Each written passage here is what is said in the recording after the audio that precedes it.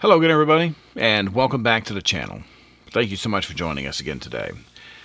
Well, a couple of years ago, we did a review on the VP9 by HK, but for whatever reason, we hadn't got to look at the subcompact model, and so today, by request, we are going to take care of that, and we're going to up the game a little bit by looking at the model that comes equipped with the Holosun SCS optic. So we're going to cover the features of the gun and the optic, and we're going to get into all of that for you in just a minute.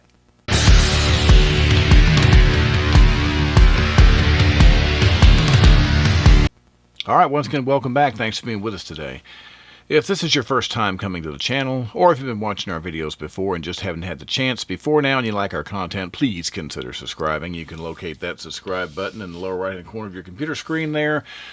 Or, if you're on a mobile device, you can just scroll down below the video and you can hit subscribe that way and hit the little bell icon. It helps us out a whole lot and we really appreciate it. So, VP9 SK by HK. If you spend any time on this channel at all, you probably know that I am obviously a fan of HKs. More so the hammer-fired models, and it's actually interesting that we're looking at the VP9 today. Because I have been a hard sell for striker-fired HKs. I don't have a reason. So if you feel like sending a bunch of questions about it, I won't have any good answers. I just don't have very many of them, and I just shot so many of the hammer-fired ones. I just really love them. But I'm starting to warm up to the idea, and in no small part because of this gun right here. We'll get to that in a minute. But we always like to do a little size comparison here. Now, the one thing I want to show you is this is sold as a subcompact.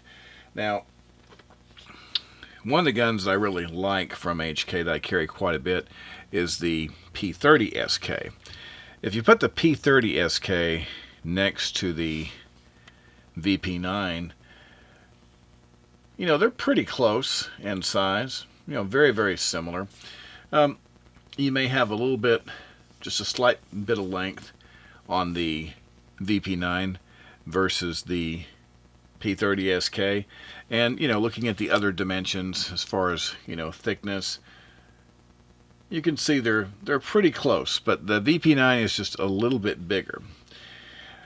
So what I found interesting is there's a gun that actually used to be a pretty steady carry gun of mine, USP Compact. Now obviously the USP Compact has got a lot of larger parts on it, but if you put these two guns side by side and just look at their overall length, you know, aside from a little more grip to manage on the USP Compact, these guns are very similar in size. Now you're going to have obviously a little bit difference. You look here, you can see that you're going to have just a slight bit more overall length on the USP, but these are very close. So, you know, I do these comparisons. Most people are familiar with some of these other models, maybe not necessarily the new one we're looking at, but maybe you've either had your hands on one of these others or you've seen it. As close as the compact is to the subcompact, it means one of two things. Obviously, this is either a large subcompact or this is a small compact. And I'm more inclined to say that the VP9 is a little bit larger subcompact than some of the other tinier guns you can get on the market. But that just kind of gives you an idea of how big that gun's going to be. I think most people that are looking at something like this, especially with the optic, they're probably willing to consider a little bit of extra size anyway to get those features. But of course, we'll cover all that separately when we go in the feature section. Alright, we're going to jump right into the features here, but before we do, we're going to take just a moment to thank our friends over at Don's Weaponry for providing us this beautiful example of the VP9 SK by HK for our tabletop review today. Don's Weaponry is a huge supporter of firearms safety and education, and we can't thank them enough. So, as usual, we're going to do a quick safety check here before we get in this. You can see we have an empty magazine. We'll put that aside. And you can see we have an empty chamber. And we are as safe as we can be. So, let's talk about this. We usually go a little top-down kind of review here. And, of course, the first thing you're going to notice on top is the Holosun optic. This is the SCS, which stands for Solar Charging Sight, the VP9, obviously for the VP9, and then GR. What's the GR about? Well, you can see right there, green. So it's a green sight. It looks probably, a lot like a solid dot probably from what you're seeing there, but it's actually a 32 MOA outer circle with a 2 MOA dot in the middle with the little, north, south, east, and west little hash marks on it. It reminds me a lot of my EOTech rifle optics. A lot like it. And I like it. I think it looks really good. It's very bright. Some people express concern because it's auto brightness setting and it doesn't have shake to wake. It's always on. But according to Holosun, if you look on their information, they say that using the internal battery and the solar charging panel, if you give it a little bit of exposure to sunlight, maybe even just once or twice a year, it's got a 20,000 hour battery reserve. So potentially it should never be a problem. Of course, you do have your adjustments here for windage and elevation. It's really nice. This is a nice enough sight that, as a person who normally doesn't even want to consider having optics on my carry guns, I like this one enough to where I'm having a more serious conversation with myself about that. So anyway, you can see the regular sight is co-witness there, so if your optic does stop working, you are still good to go with the regular sight. You've got some pretty good serrations here on the slide, including these wide bits on the very back, so if you're doing some kind of a, tactical press against an object or something, you've got those little wings sticking out there for that. You do have your accessory rail. Of course, you got your disassembly lever here. You have your slide, stop, and release right there. Pretty good sized trigger guard. It does have the paddle style magazine release here. If you look underneath, you can see on either side, because it goes up like this to the inside. And so you can grab it on either side, however you fancy to release it. I think these work fine. I like them.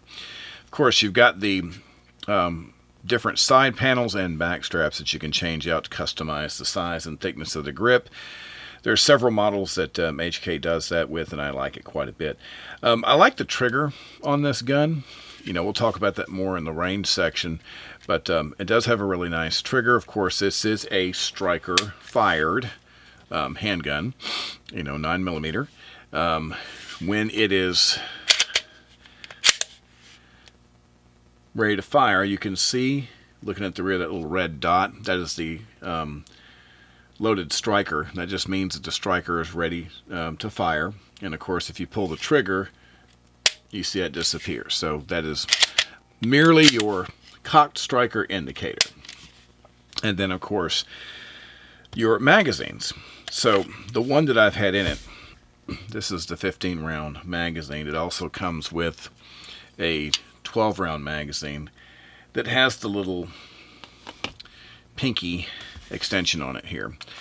And with the pinky extension, it does make it a little bit smaller.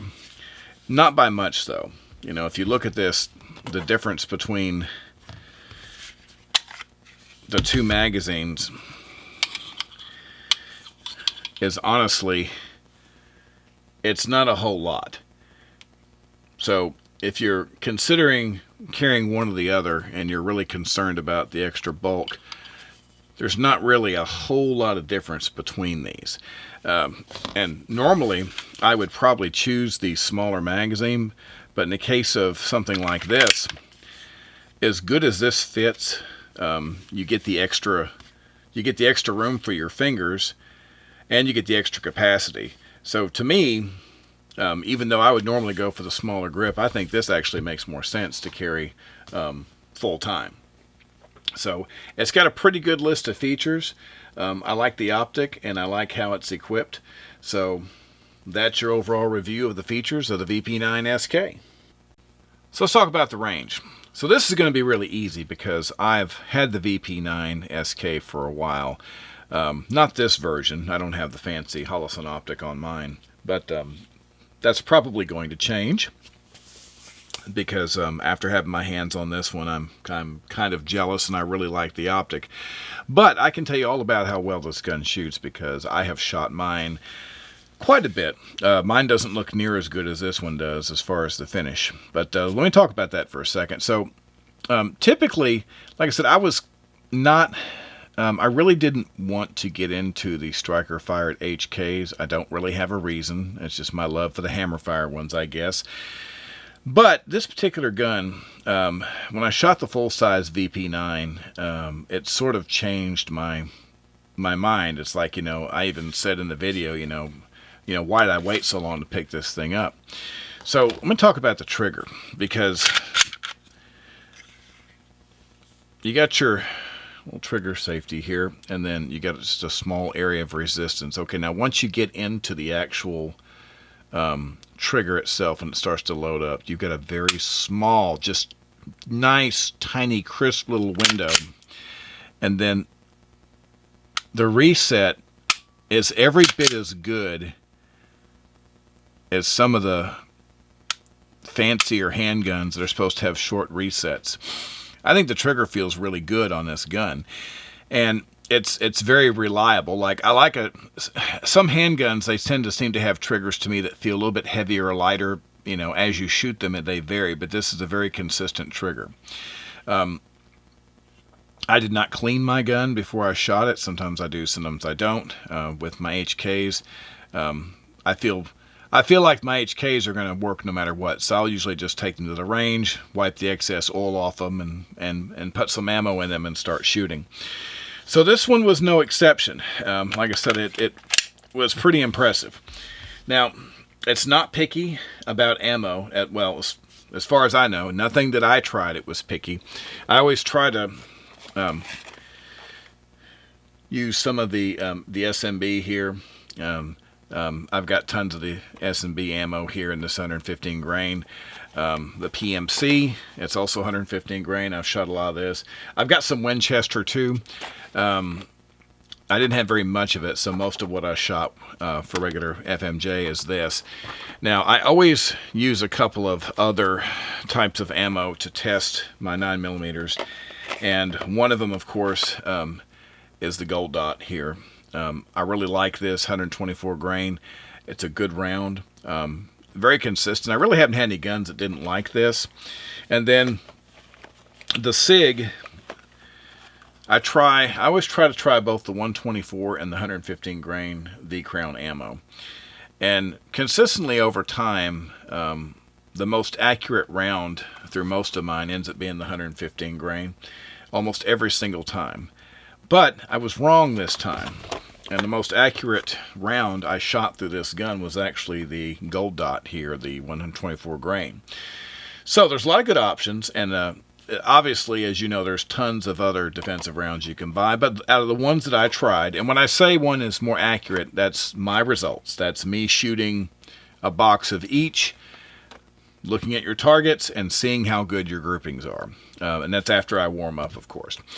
And so this particular gun, for me, the Gold Dot was the winner. Very good shooting gun. People that have never shot a handgun before, we had people at the range that day, new shooters. They had their hands on the VP9, and they did really well with it. So it's a very forgiving handgun. It's very accurate, and it doesn't seem to be picky with ammo. So I haven't found a single thing so far that I do not like about this gun. So anytime I'm looking at carrying a handgun on me that has an optic, the first thing I think of is, okay, well, what kind of holster am I going to have to get to accommodate this? Because you can have tons of holsters in your arsenal that can, handle more than one kind of gun, depending on what you tend to carry. So I had a few holsters already that I'd used with my VP9 SK without the optic. And oddly enough, one of them, I got my little Versa carry here. The one I normally carry works perfectly fine with the optic, because its natural position where it stops is right before the optic. And like I say, it's a single clip type of setup. I really like these Versa carries because they've got this really good padding, and the clip is super strong. It's really good quality. So you can use, obviously, tons of different holsters. I do have a crossbreed that'll fit this as well, that has the horsehide and then the Kydex shell. That's a good option too. I was actually really comfortable carrying this with that single clip Versa carry, and I don't normally purposely use a single clip holster, but the VP9 SK, even with the 15 round magazine, feels pretty light against the body, light enough to where I didn't find myself having to adjust it on my hip. And that's usually how I know if I've got either the wrong holster or I'm carrying too much gun, and that's if I'm messing with it a lot, trying to find a comfortable spot. So the weight is very manageable. I wouldn't hesitate at all. And as I said, I mentioned one of my big hang-ups with these is I've worried about the bulk of the optic. And I think this is the first gun I've ever carried with an optic that I didn't worry about the optic on there. It didn't get in my way. I didn't brush against it. I never felt like I wasn't messing with it constantly. So it's a very good size. I'm really impressed with the compact size of this optic and how good it looks. So it's a very easy gun to carry. If that's something that you have a big concern about, you don't have to, because it was a really good experience. Overall impressions of the VP9 SK by HK. Well, for this particular one, we have to make our overall impressions include the optic. I think that's only fair, since that's the way this one's being sold. So let's talk about a few things. I get people, of course, the minute you start talking about price, they kind of check out for guns like this, because with the optic, this is between $1,000 and $1,100 is where I typically see these priced. Some gun stores, of course, they have them marked higher, that are trying to be more aggressive with their pricing, but I've seen them anywhere in that range. What you have to remember is a big chunk of that is this optic, which is a little over $400 from Holosun. So if you think about the cost of the firearm and you put it with the cost of the optic, it's not really that bad. I don't want to say that you're saving a ton of money by buying them together, but it does make sense to get them together if this is something you're considering. And I know that some people, $1,000 gun for carry is not something that they're going to consider. And I completely respect that. There are, $300, $400 options out there that are perfectly fine. If you are a fan of the HKs, if you've shot these before, if the VP9, if you've shot the larger version and you like the VP9, the SK is such a good carry option. It's such a good shooting gun, and they've done such a good job. Like I say, this optic is so nice and it's so clear. I would not normally really be that interested in having an optic on my handgun, but the quality and the brightness of the sight that you get with this is so good. I don't see. I've got several different dot options like this, these type of optics for other handguns, and this is definitely my favorite so far. So if it could change my mind, it's definitely something worth looking at, I think, because I was pretty hard-headed against optics on my carry guns.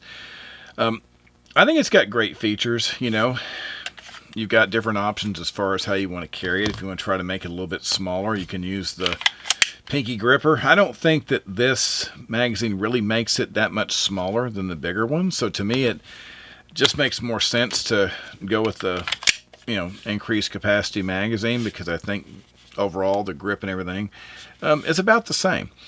So, you've got HK quality. You've got the quality from Holosun. It's a really good optic. I think this is a very good match, because sometimes you'll see a cheap gun and a cheap optic, but this is a nice gun with a nice optic. And I think together it makes a very good, confidence-inspiring package. And I think they did a good job with this, and I'm actually glad that they offer this in this package. I personally would like to see this combination offered on some of the other handguns that they have, but I'm glad they're doing it with this.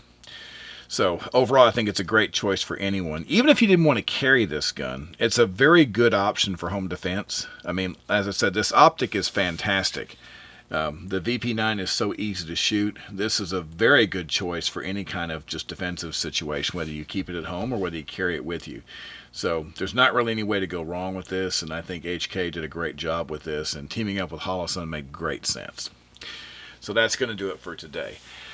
We appreciate you being with us as always, and we'll be back soon with another video for you. So until that time, as always, everybody stay safe and have a great day. Thank you.